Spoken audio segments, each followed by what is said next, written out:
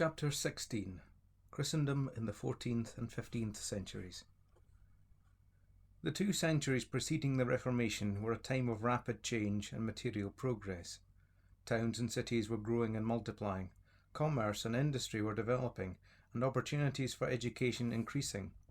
New universities were being founded in Europe, the rigid feudal social order was changing, and opportunities for men to rise from the lower ranks of society to the higher were increasing.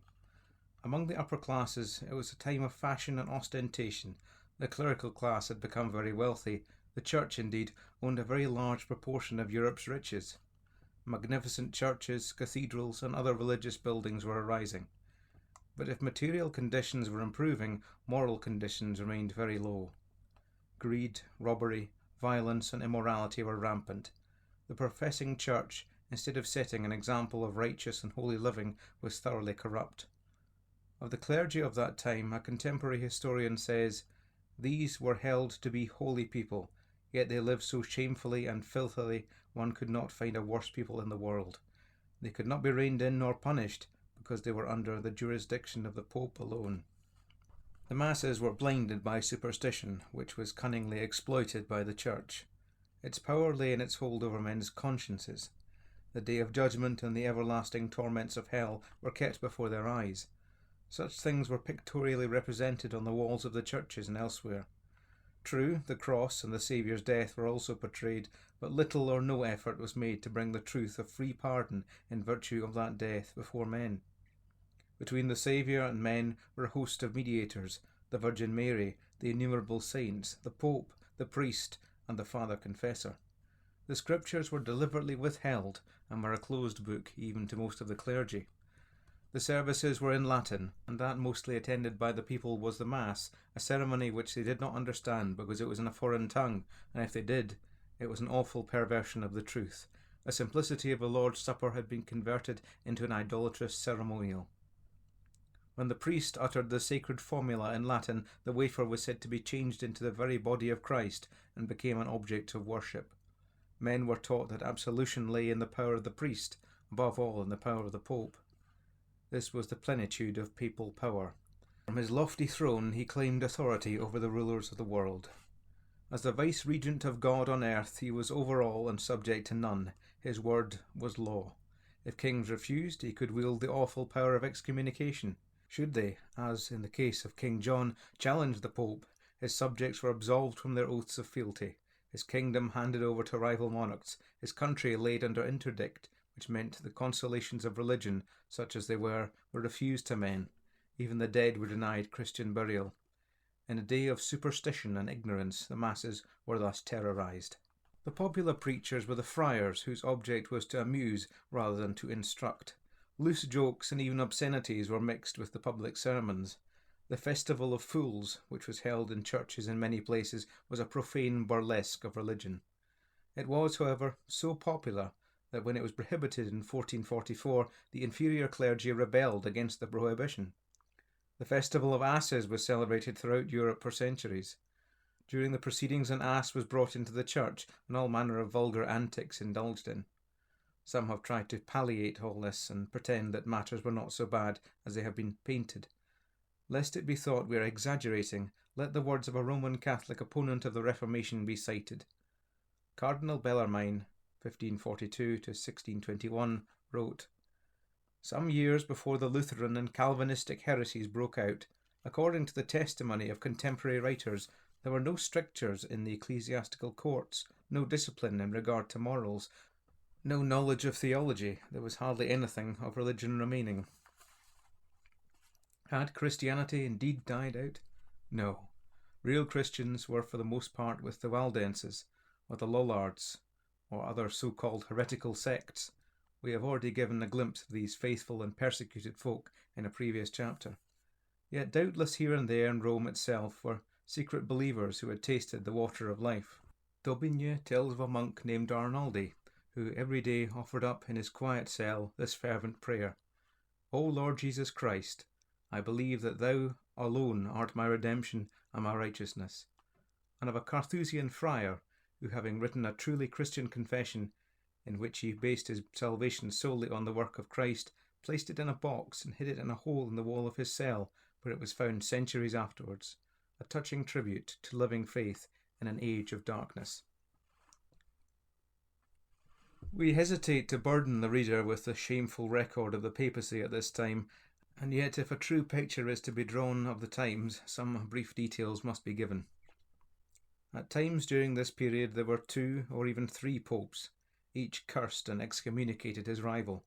During the Great Schism, which lasted from 1378 to 1409, there were always 2 popes, one at Rome and one at Avignon.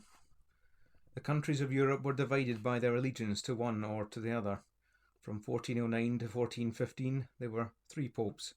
From 1415 to 1417 there were again 2. The Council of Constance recognised Martin V, but there was still an anti-pope till 1429. 2 of the rival popes, Urban VI and Clement VII, waged war against each other. Alexander VI, 1492, obtained the papal chair by bribery. He was given up to every species of vice. Head of a system which demanded celibacy of its clergy, he lived himself in unholy alliance with a celebrated beauty, and employed his influence to promote to lucrative posts his 5 illegitimate children. An Italian historian says of him, "By his shameful vices, his cruelty, his treachery, his sensuality, his unheard-of avarice, he poisoned the world like a venomous snake. He perished by drinking a poisoned draught which he had prepared for others."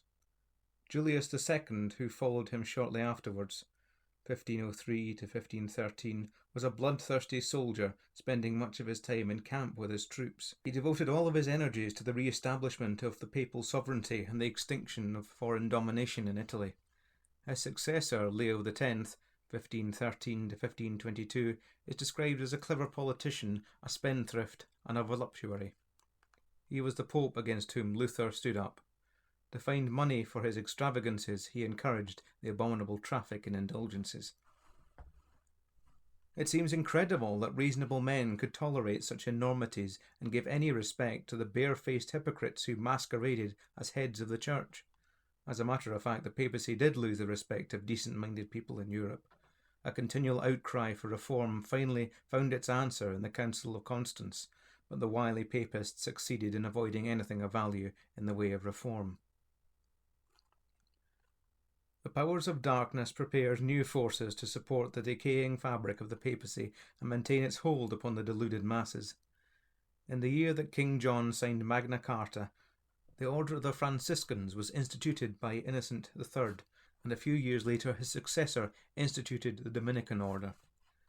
The idea did not originate with the Pope, nor was it a carefully premeditated plan of the cardinals. One day, as Innocent was sunning himself on the terrace of the Lateran, a haggard figure approached him, clothed in rags. It was St. Francis of Assisi.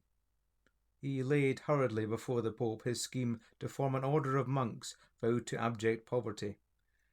These would retrieve the reputation Rome had lost through the profligacy and extravagance of her present clergy and monastic orders, which were bursting with wealth and luxury. These men were not to be tied to monasteries. They would perambulate Christendom and become a mighty buttress of strength to the papal edifice. At first the Pope dismissed the man and his message, but as he thought about it, the value of the idea grew upon him. St. Francis was found and commissioned to put his plan into execution. Followers multiplied at an amazing rate. Before the death of their founder, there were already 2,500 Franciscan convents. A single enthusiast had multiplied into an army. The poverty of the Franciscans appealed to the masses, on whose charity they lived as beggars, and they became a popular force in Christendom, for they performed many works of charity, especially at the beginning of their history. They were subservient directly to the Pope and became serious rivals everywhere to the local clergy. St. Dominic approached the Pope also with a similar plan. His followers too were devoted to poverty and live on alms, thus costing the Church nothing. Their object was to counteract heresy.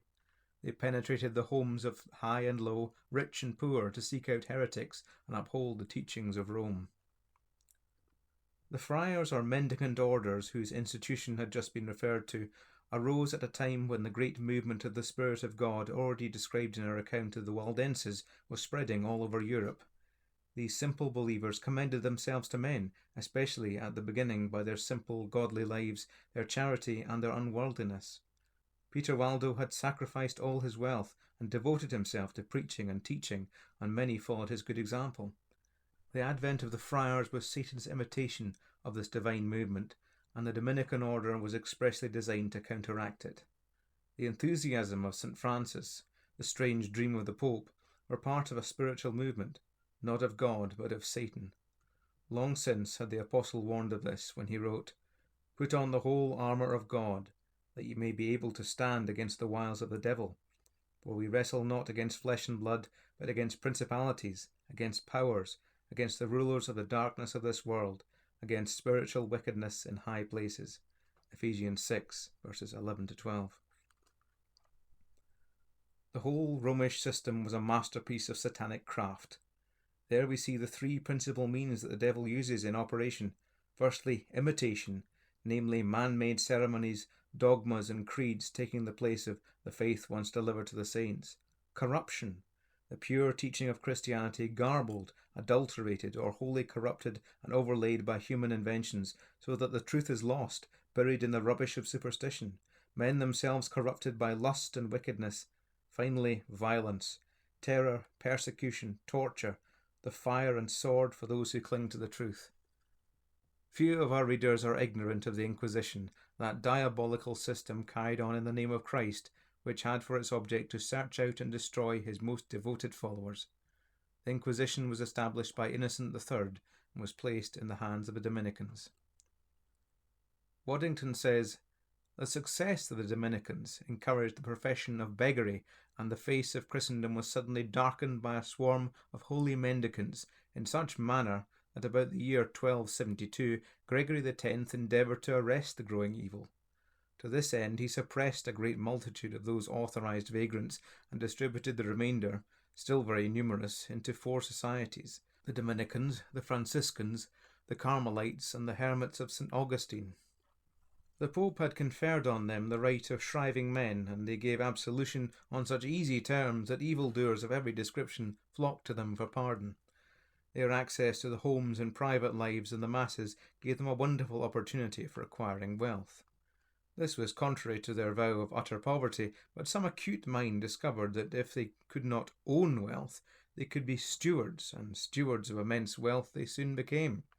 A papal decree in 1279 sanctioned this subtle distinction. Before long their convents rivaled the palaces of nobles and kings. The wealth of Europe at this time was drained away into the papal treasuries. Direct impositions such as Peter's pence, charges and fees of all kinds were demanded by the popes to support their pomp and glory and their wild extravagance, not to mention their wars. The world groaned under these burdens, and men complained bitterly. By the sale of church offices to the highest bidder, more revenue was acquired. The Jubilee pilgrimages to Rome were made more frequent, and hordes of pilgrims flocked to Rome to be fleeced of their wealth to enrich the papal city and the papal see. Thereby they secured forgiveness of their sins from the great sinner who wore the triple crown. For those who did not wish to travel, and it had its dangers and inconveniences, the papal indulgence could be obtained on payment of the cost of the pilgrimage. In England, the constant exactions caused trouble between Edward III and the Pope, and this brought Wycliffe into public notice. But this is a large and important subject which deserves a separate chapter.